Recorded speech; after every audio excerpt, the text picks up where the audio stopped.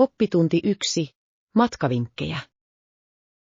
Hei Anna, mietin viimeistä matkaamme ja sitä, kuinka kassaprosessi voi joskus olla hämmentävää. Tiedän mitä tarkoitat. Olen aina huolissani laskusta kassalla. Oliko sinulla ongelmia? Ei oikeastaan, mutta huomasin, että jotkut ihmiset eivät ymmärtäneet, että he voivat maksaa vastaanotossa uloskirjautumisen yhteydessä. Se on yleinen virhe. On tärkeää selvittää kaikki syytteet ennen lähtöä. Täsmälleen. Tarkistan aina laskuni uudelleen varmistaakseni, ettei odottamattomia maksuja tule. Se on fiksua. Muistan kerran, että minua veloitettiin minibaarituotteesta, jota en edes käyttänyt. Se on turhauttavaa. Hotellien tulee olla selvät siitä, mitä sisältyy ja mikä ei. Ehdottomasti. Kysyn aina, jos jokin tuntuu epäselvältä. Viestintä on avainasemassa. Oikein. Ja se auttaa lukemaan pienellä painettu teksti, kun kirjaudut sisään. Se voi säästää monilta vaivoilta myöhemmin. Olen samaa mieltä. Haluan myös pitää kirjaa kuluistani oleskelun aikana. Se pitää kaiken järjestyksessä. Se on hieno idea. Se voi myös auttaa sinua pitämään kiinni budjettistasi. Täsmälleen. Lisäksi se helpottaa kustannusten vertailua tulevia matkoja suunniteltaessa. Kustannuksista puheen ollen sain äskettäin tietää, että jotkut hotellit tarjoavat alennuksia pidennetyistä oleskeluista. Todella. Siinä on hyödyllistä tietoa. Olen aina halunnut tutkia paikkoja pidempään. Sama täällä. On mukava asettua ja todella kokea paikallista kulttuuria. Täysin. Ja joskus voit löytää ainutlaatuisia nähtävyyksiä, joita ei ole tyypillisissä turistioppaissa. Oikein. Vähemmän tunnettujen alueiden tutkiminen voi johtaa joihinkin parhaista matkamuistoista. Onko sinulla koskaan ollut erityisen mieleenpainuvia kokemuksia matkustaessasi? Kyllä. Kerran törmäsin paikalliseen festivaaliin ja yhteisö oli niin vieraanvarainen. Se kuulostaa uskomattomalta. Sellaisia hetkiä, jotka tekevät matkustamisesta kannattavaa. Täsmälleen. Kyse on yhteydenpidosta ihmisten kanssa ja uusien kokemusten vastaanottamisesta. En malta odottaa seuraavaa matkaamme. Kaikilla näillä vinkeillä olen varma, että se on vielä parempi kuin edellinen. Ehdottomasti. Tehdään suunnitelma ja tutkitaan yhdessä jotain uutta. Oppitunti 2. Leivontaseikkailut. Hei Anna, kuulin, että paistoit keksejä toissapäivänä. Miten se meni? Se oli todella hauskaa. Päätin tehdä suklaakeksit. Ne ovat suosikkini. Hieno valinta. Käytitkö mitään erikoisaineita? Kyllä. Hajotin suklaapatukan ja lisäsin paloja sirujen sijaan. Se teki keksistä erityisen tahmeita. Se kuulostaa herkulliselta. Rakastan tahmeita keksejä. Miten sait suklaan sulamaan kunnolla? Lisäsin suklaapalat paistamisen viimeisten minuuttien aikana. Se auttaa niitä pysymään pehmeinä ja sulamaan täydellisesti. Hieno vinkki. Oliko sinulla haasteita leivonnassa? Itse asiassa tein. Mittasin jauhot aluksi väärin ja päädyin liian tahmeaksi taikinaksi. Voi ei. Miten korjasit sen? Lisäsin vielä vähän jauhoja, kunnes se oli sopivaa. Kyse on täydellisen tasapainon löytämisestä. Se on totta. Leipominen on joskus kuin tiedettä. Auttoiko kukaan sinua keittiössä?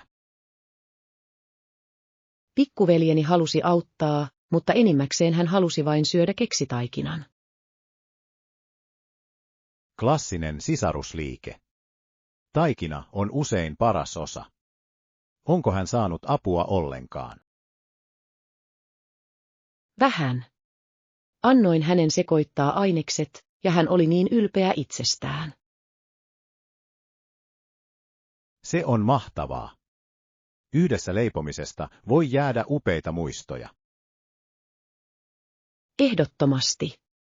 Teimme myös sotkun, mutta se oli lopulta sen arvoista.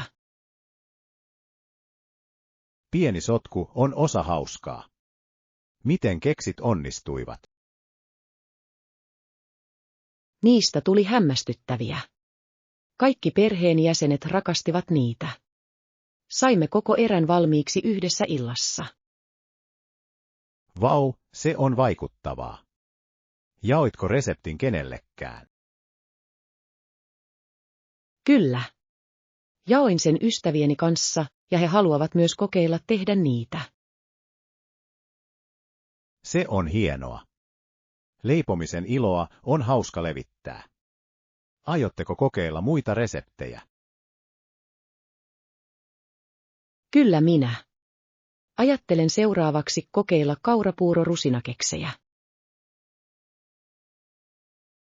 Kaurapuurorusina kuulostaa herkulliselta. Onko sinulla jotain erityisiä temppuja niihin? Oppitunti 3. Hinnoittelun ymmärtäminen. Hei Anna, halusin keskustella suunnitelmistamme uutta projektia varten. Loistavaa, nyt puhutaan hinnoittelusta ja maksuehdoista. Varma. On tärkeää, että kustannukset ovat selvät alusta alkaen. Mitä mieltä olet budjetista? Mielestäni meidän pitäisi hahmotella kaikki mahdolliset kulut, mukaan lukien materiaalit, työ ja kaikki odottamattomat kulut. Tuossa on järkeä. Yksityiskohtainen budjetti auttaa välttämään yllätyksiä myöhemmin. Miten haluat käsitellä maksuehtoja? Mielestäni talletuksen tarjoaminen etukäteen olisi hyvä idea. Se varmistaa asiakkaan sitoutumisen. Olen samaa mieltä. Talletus auttaa myös kattamaan alkukulut. Mikä prosenttiosuus on mielestäsi järkevä? Tyypillisesti 20–30% on vakio. Se tarjoaa meille tarpeeksi turvaa olematta heille liian raskas. Se kuulostaa reilulta. Miten talletuksen jälkeen jäljellä olevat maksut tulisi jäsentää? Suosittelen jakamaan loput virstanpylväiksi. Voimme määrittää kullekin maksulle tietyt suoritukset. Se on fiksu lähestymistapa. Se pitää molemmat osapuolet vastuullisina ja varmistaa edistymisen. Entä näiden maksujen aikajana? Ihannetapauksessa meidän pitäisi kohdistaa maksut hankkeen vaiheisiin. Esimerkiksi alkuperäisen suunnittelun jälkeen voimme pyytää uutta maksua. Täydellinen. Näin asiakas näkee jokaisessa vaiheessa saamansa arvon. Oletko harkinnut myöhästymismaksuja myöhästyneistä maksuista? Kyllä, mielestäni myöhästymismaksulausekkeen sisällyttäminen on viisasta. Se kannustaa maksamaan oikea-aikaisia maksuja ja suojaa liiketoimintaamme. Täysin. On tärkeää säilyttää ammattitaidolla ja samalla olla oikeudenmukainen. Mitä mieltä olet ennakkomaksujen alennuksista? Pienen alennuksen tarjoaminen voi kannustaa asiakkaita maksamaan etuajassa. Se on win-win-tilanne. Pidän siitä ajatuksesta. Se rakentaa hyvää tahtoa ja voi vahvistaa suhdettamme asiakkaisiin. Täsmälleen. Viestintä on avainasemassa. Meidän tulee varmistaa, että hinnoittelumme ja ehdot mainitaan selvästi sopimuksessa. Ehdottomasti. Hyvin yksityiskohtainen sopimus suojaa molempia osapuolia ja asettaa selkeät odotukset. Samaa mieltä. Teen ehdotuksen, jossa hahmotellaan kaikki, mistä keskustelimme, ja voimme tarkastella sitä yhdessä. Kuulostaa hyvältä. Odotan innolla, kuinka se kaikki yhdistyy. Selkeä hinnoittelu auttaa meitä menestymään. Olen myös innoissani. Vankan suunnitelman avulla voimme keskittyä tuottamaan loistavia tuloksia asiakkaillemme. Oppitunti 4. Menneisyyden aarteet. Hei Anna, luin hahmosta nimeltä Marli ja hänen epätavallisista aarteistaan. Ai oikeesti. Millaisista aarteista puhumme? Hänellä oli avaimia, kassalaatikoita, pääkirjoja, kukkaroita ja jopa asiakirjoja. Kaikki vaikutti hyvin mystiseltä. Se kuulostaa kiehtovalta. Jokaisella esineellä tulee olla oma tarinansa tai merkityksensä. Täsmälleen. Avaimet symboloivat pääsyä piilotettuihin paikkoihin, kun taas kassalaatikot sisältävät taloussalaisuuksia. Ja pääkirjat. He luultavasti pitivät kirjaa tärkeistä liiketoimista, eikö? Kyllä. Ne ovat ratkaisevan tärkeitä historian ymmärtämisessä ja ihmisten hallinnassa. On kiehtovaa, kuinka paljon voimme oppia näistä esineistä jonkun elämästä. Ehdottomasti. Jokainen esine heijastaa ne omistavan henkilön prioriteetteja ja arvoja. Mietin, välittikö Marli enemmän rahasta tai henkilökohtaisista suhteista. Tuo on mielenkiintoinen ajatus. Ehkä hän arvosti turvallisuutta yli kaiken. Tai ehkä hän oli vain muistojen kerääjä, ja jokainen esine edustaa hetkeä ajassa. Pidän tuosta näkökulmasta. Se osoittaa, kuinka aineellisella omaisuudella voi olla emotionaalisia siteitä. Täsmälleen. Se muistuttaa meitä siitä, että omaisuutemme kertovat usein tarinoita siitä, keitä me olemme. Pitäisikö meidän mielestäsi säilyttää tiettyjä esineitä aarteina omassa elämässämme? Uskon niin. Sentimentaaliset esineet voivat tuoda lohtua ja muistuttaa meitä tärkeistä kokemuksista. Entä sinä? Onko sinulla erityisiä esineitä, joita rakastat? Kyllä. Minulla on medaljonki isoäidiltäni. Siinä on kuva hänestä, kun hän oli nuori. Se on kaunista. Sen täytyy olla upea yhteys perheesi historiaan. Se todella on. Se saa minut tuntemaan oloni läheiseksi, vaikka hän ei ole enää täällä. Siinä on muistojen voima. Ne voidaan säilyttää niin mielekkäillä tavoilla. Totta. On tärkeää vaalia sitä, mitä meillä on, ja tarinoita niiden takana. Olen täysin samaa mieltä. Jokainen esine voi olla muistutus matkastamme elämän läpi. Oppitunti 5. Täydellisen paikan löytäminen. Hei Anna, olen etsinyt uutta yöpymispaikkaa, mutta kaikki näyttää liian kalliilta. Ymmärrän.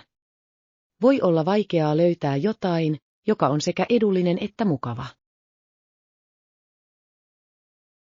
Täsmälleen. Haluan paikan, joka tuntuu kodilta rikkomatta pankkia. Oletko tutkinut yhteisiä asuntoja? Se saattaa alentaa kustannuksia. Se on hyvä idea. Jakaminen kämppäkavereiden kanssa voi tehdä asumisesta edullisempaa. Lisäksi voi olla hauskaa elää muiden kanssa, voit tavata uusia ihmisiä ja jakaa kokemuksia. Totta. mutta olen hieman erityinen elinympäristöstäni. Tarvitsen sen tunteakseni olonsa mukavaksi. Ymmärrän sen. On tärkeää, että sinulla on tilaa, jossa voit rentoutua. Muistan lukea arvostelut ennen paikan valitsemista. Se auttaa tietämään, mitä muut ajattelevat. Ehdottomasti. Arvostelut voivat antaa sinulle käsityksen kiinteistön ilmapiiristä ja johtamisesta. Onko sinulla koskaan ollut hyviä tai huonoja kokemuksia vuokrauksesta? Kyllä. Vuokrasin kerran ihanan asunnon, mutta lämmitys ei toiminut hyvin talvella. Se kuulostaa turhauttavalta. Miellyttävä lämpötila on välttämätöntä, varsinkin kylminä kuukausina. Täsmälleen. Minun piti pukeutua kerroksiin pysyäkseni lämpimänä. Se opetti minut tarkistamaan lämmitystiedot arvosteluista. Älykäs liike. Lisään sen tarkistuslistalleni. Mitä muuta minun pitäisi ottaa huomioon?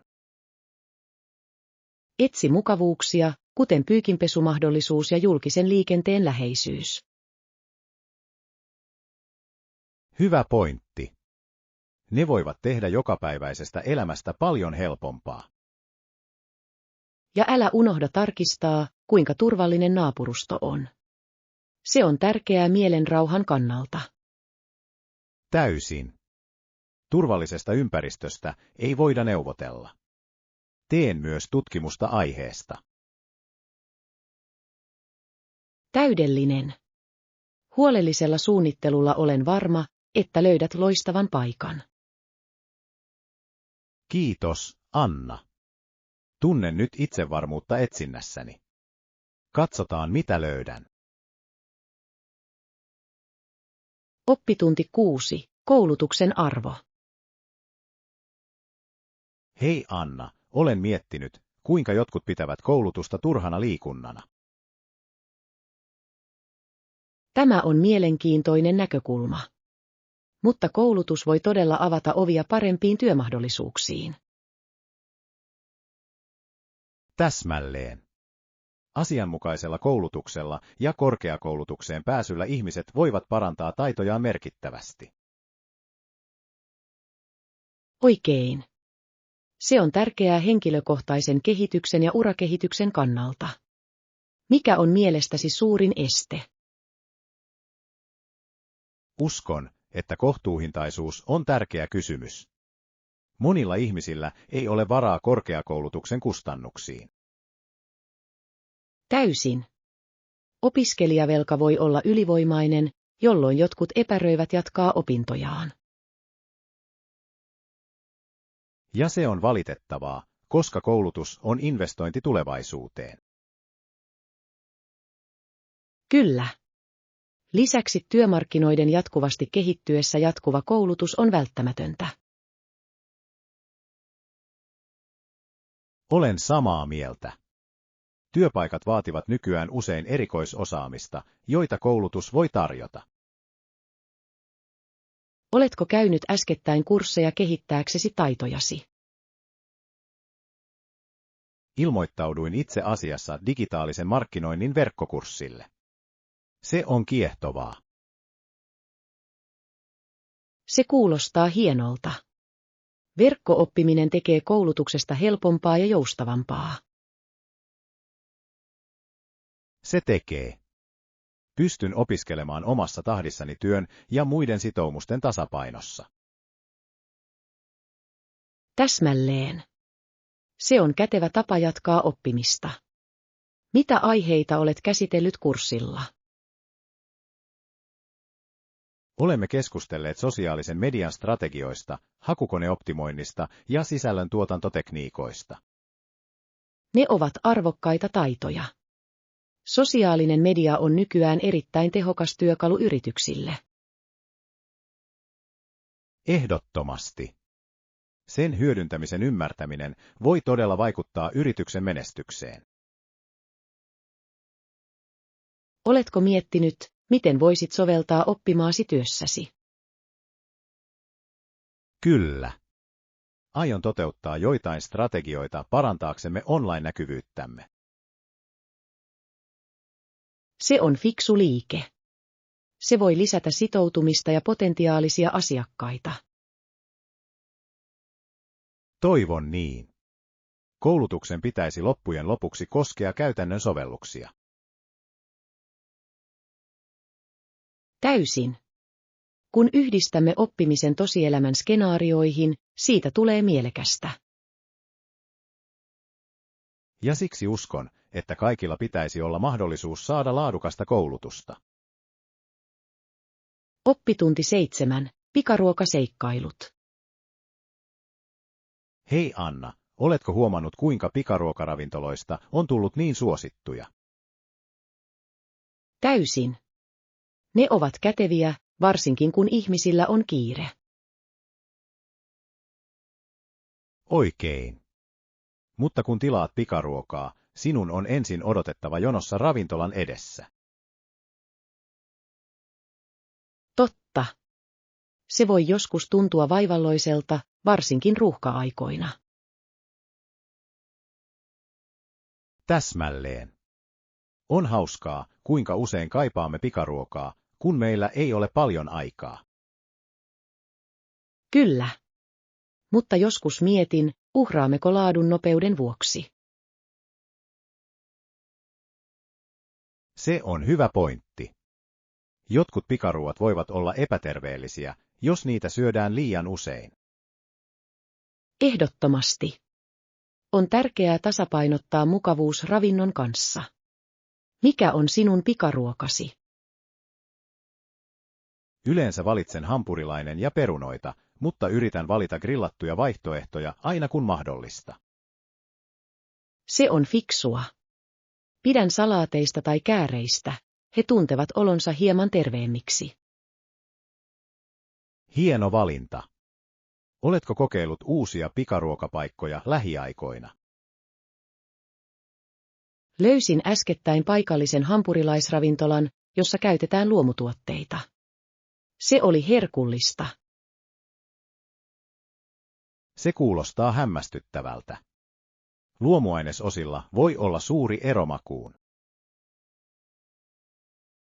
Varmasti. Lisäksi tuntuu hyvältä tukea paikallisia yrityksiä. Täysin. On mukava tietää, mistä ruokasi tulee. Siitä puheen ollen, oletko koskaan kokeillut pikaruokapaikkaa, joka on yllättänyt sinut? Kyllä. Kävin takopaikassa, jossa oli gourmet-vaihtoehtoja. Olin vaikuttunut. Vau, gourmetakot. Se kuulostaa kiehtovalta. Mitä tilasit? Kokeilin mausteista katkaraputakoa. Se oli niin maukasta ja ainutlaatuista. Haluaisin kokeilla sitä. On hienoa, kun pikaruokapaikat ovat luovia ruokalistansa kanssa. Kyllä.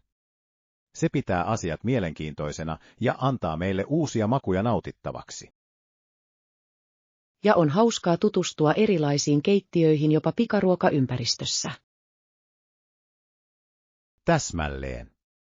Pikaruoan ei tarvitse olla tylsää. Aina löytyy jotain uutta. Oppitunti 8. Navigointi kieliesteissä.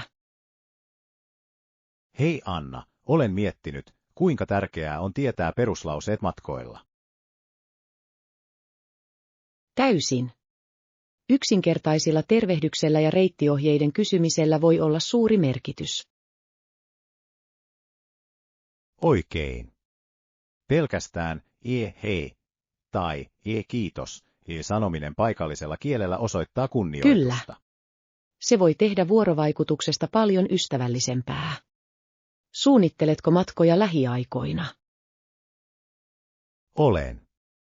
Olen menossa Italiaan ensi kuussa ja haluan parantaa italiaani. Se on jännittävää. Italia on niin kaunis kieli. Onko sinulla mielessäsi tiettyjä lauseita? Haluan oppia kysymään reittiohjeita ja tilaamaan ruokaa. Ne ovat välttämättömiä. Ehdottomasti.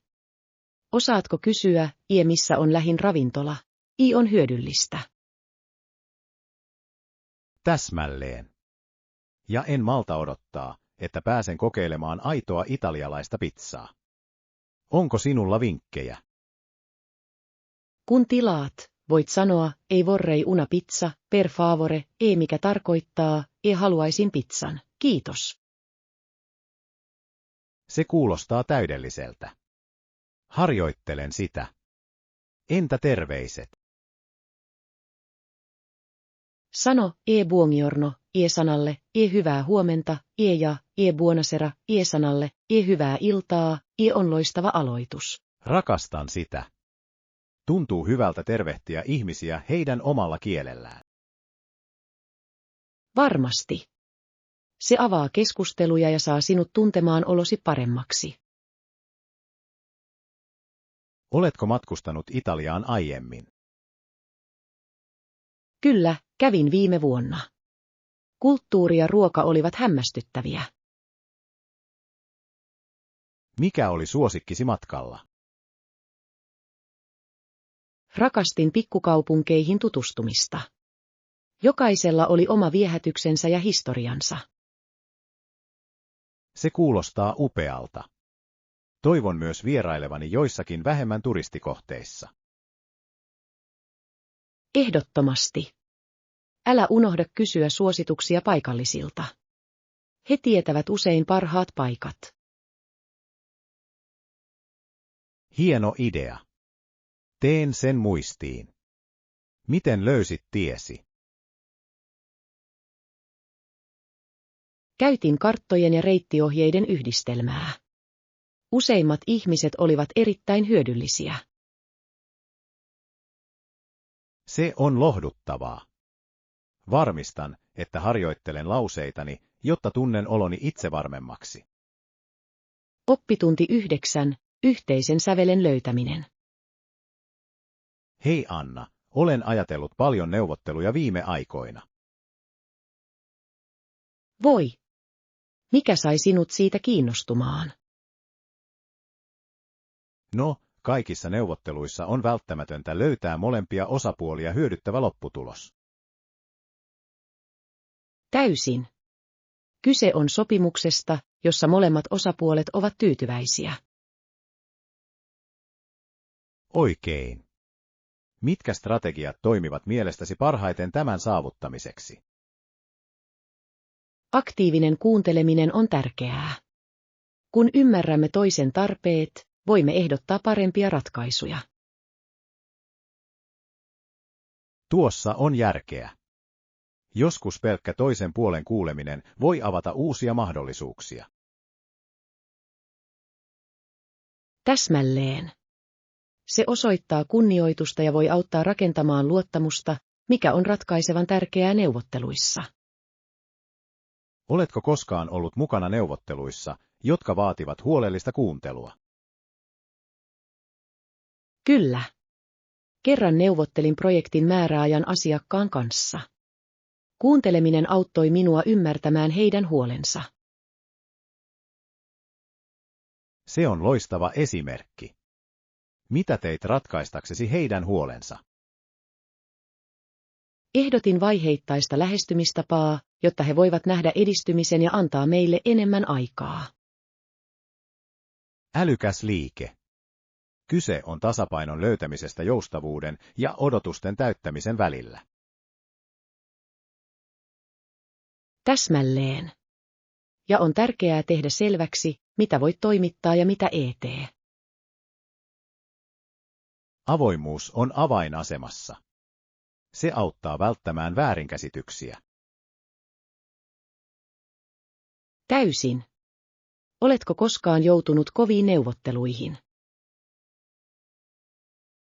Kyllä, kun minun piti neuvotella palkastani. Se oli hermoja raastavaa. Voin kuvitella. Miten valmistauduit siihen? Tutkin markkinakursseja ja harjoittelin pisteitäni ystävän kanssa. Se on fiksu strategia. Valmistautuminen voi lisätä itseluottamustasi. Täsmälleen. Halusin esittää pyynnölleni vahvat syyt. Ja miten se kävi? Sain lopulta palkankorotuksen. Tuntui mahtavalta puolustaa itseäni. Oppitunti 10. Terveyden ja hyvinvoinnin valinnat. Hei Anna, olen viime aikoina ajatellut terveyttä ja sitä, mitä voimme tehdä voidaksemme paremmin. Se on hieno aihe. Terveydestämme huolehtiminen on todella hyödyllistä yleiselle hyvinvoinnillemme. Täsmälleen. Syön päivittäin monivitamiini- ja omega-3 lisäravinteita. Ne auttavat minua tuntemaan oloni energisemmäksi. Se on fiksua. Omega-3 tunnetaan sydämen terveyttä ja aivojen toimintaa tukevista eduistaan. Kyllä. Luin, että se voi myös parantaa mielialaa ja vähentää tulehdusta. Entä sinä? Yritän syödä tasapainoisesti, mutta syön myös D-vitamiinia, varsinkin talvella, kun auringonvaloa on vähän. Tuossa on järkeä. D-vitamiini on tärkeä luuston terveydelle ja immuunijärjestelmän toiminnalle. Oikein. On hämmästyttävää, kuinka paljon ruokavaliomme vaikuttaa mielialaamme ja energiatasoihimme. Täysin. Olen huomannut eron siitä lähtien, kun aloin keskittyä siihen, mitä syön. Minä myös. Varmistan myös, että pysyn nesteytyksessä. Riittävä vedenjuonti on välttämätöntä. Ehdottomasti. Joskus unohdan, varsinkin kun olen kiireinen. Miten muistutat itseäsi? Pidän vesipulloa lähellä ja laitan puhelimeen muistutuksia. Se todella auttaa. Se on hieno idea. Minun pitäisi kokeilla sitä. Onko sinulla muita lisäravinteita? Käytän silloin tällöin probiootteja ruoansulatuskanavan terveyteen. Ne voivat todella auttaa suoliston tasapainossa. Probiootit ovat mielenkiintoisia. Olen kuullut, että ne voivat parantaa ruoansulatusta ja vahvistaa immuunijärjestelmää. Täsmälleen. Kyse on kehomme tukemisesta eri tavoin. Oletko koskaan kokeillut superfoodeja? Kyllä. Tykkään lisätä tsaiasiemeniä ja pinaattia smoothieihini. Ne ovat täynnä ravinteita. Ne ovat loistavia valintoja. Superfoodit voivat todella parantaa aterioitamme. Nautin myös marjoista. Ne ovat herkullisia ja täynnä antioksidantteja. Marjat ovat hyviä ihollesi ja yleiselle terveydelle. Mikä on suosikkisi? Mustikat ovat mielestäni suosikkini. Ne ovat makeita ja monipuolisia. Minäkin rakastan niitä. Ne sopivat täydellisesti smoothieihin, salaatteihin tai vain välipalaksi. Täsmälleen. Terveellinen syöminen voi olla nautinnollista, jos olemme luovia. Oppitunti 11. Ulkona syöminen. Hei Anna, oletko kuullut uudesta ravintolasta keskustassa? Kyllä. Luin, että he eivät ota varauksia. Se on saapumisjärjestyksessä, eikö? Täsmälleen. Mielestäni se on aika kätevää ihmisille, jotka haluavat kokeilla sitä. Olen samaa mieltä. Se mahdollistaa spontaanisemman ruokailukokemuksen. Kuinka kauan pöydän saaminen yleensä kestää? Sen mukaan, mitä olen kuullut, se voi vaihdella. Joskus saatat odottaa 20 minuuttia, mutta toisinaan se voi kestää yli tunnin. Se ei ole paha suositulle paikalle. Onko sinun mielestäsi odottamisen arvoista? Ehdottomasti. Olen nähnyt hämmästyttäviä arvosteluja heidän ruuasta. Ihmiset sanovat, että se on herkullista. Millaista ruokaa he tarjoavat? He ovat erikoistuneet fuusioruokiin, joissa yhdistetään erilaisia makuja ja tyylejä. Se kuulostaa kiehtovalta. Onko jotain tiettyjä ruokia, joita haluaisit kokeilla? Olen todella utelias heidän mausteisesta mangokanastaan. Kuulostaa ainutlaatuiselta.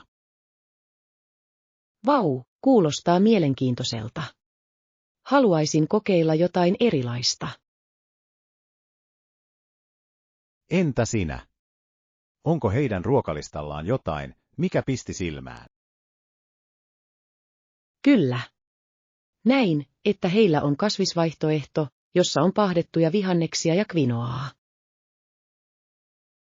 Kuulostaa terveelliseltä ja herkulliselta. On hienoa, että he tarjoavat vaihtoehtoja kaikille. Täsmälleen. Monipuolinen menu on aina plussaa. Oletko ajatellut mennä tänä viikonloppuna? Kyllä. Luulen, että se olisi hauska retki. Voisimme mennä aikaisin välttääksemme pitkiä odotuksia. Se on fiksua. Voisimme jopa tutustua alueeseen hieman ennen illallista. Hieno idea. Lähistöllä on muutama kauppa, jotka näyttävät mielenkiintoisilta. Täydellinen. Suunnittelemme tapaavansa noin kello 17:00. Kuulostaa hyvältä. Odotan sitä innolla. Toivottavasti saamme pöydän nopeasti. Ehdottomasti. Ja uskon, että se auttaa opiskelijoita oppimaan ryhmätyö- ja viestintätaitoja. Täsmälleen. Nämä taidot ovat välttämättömiä tulevaisuuden kannalta, etenkin lukiossa ja sen jälkeen. Oppitunti 12. Matkabudjetointi. Hei Anna, suunnittelen matkaa ja minun on suunniteltava budjetti huolellisesti. Haluan varmistaa, että kirjaan kaikki kulut. Se on fiksua. Oletko jo arvioinut kokonaiskustannukset? Kyllä, joidenkin laskelmien jälkeen kokonaissumma verot ja maksut mukaan lukien on $800. Sopiiko se budjettiisi? Kyllä, mutta haluan varmistaa, että minulla on tarpeeksi toimintaa ja aterioita siellä ollessani. Hyvää pohdintaa. Oletko miettinyt, kuinka paljon kulutat ruokaan joka päivä? Ajattelin noin $30–50 päivässä aterioihin. Se näyttää järkevältä kokeilla paikallisia ravintoloita. Kuulostaa vahvalta suunnitelmalta. Paikallisesti syöminen voi todella parantaa matkakokemustasi.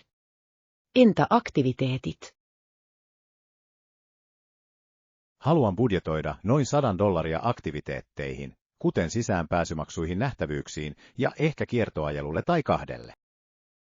Se on hieno idea. Retket voivat tarjota arvokkaita näkemyksiä paikallisesta kulttuurista. Oletko jo tutkinut tiettyjä toimintoja? Kyllä, löysin muutaman mielenkiintoisen vaihtoehdon, kuten opastetun vaelluksen ja kulttuuriesityksen. Molemmat näyttävät hintansa arvoisilta. Nuo kuulostavat fantastisilta. Sellaiset kokemukset voivat todella tehdä matkastasi ikimuistoisen. Oletko miettinyt kuljetuskustannuksia? Minulla on. Aion käyttää joukkoliikennettä mahdollisimman paljon. Arvioisin noin $50 siihen. Se on fiksu liike. Julkinen liikenne on usein edullisempaa ja antaa mahdollisuuden nähdä kaupunkia paikallisesta näkökulmasta.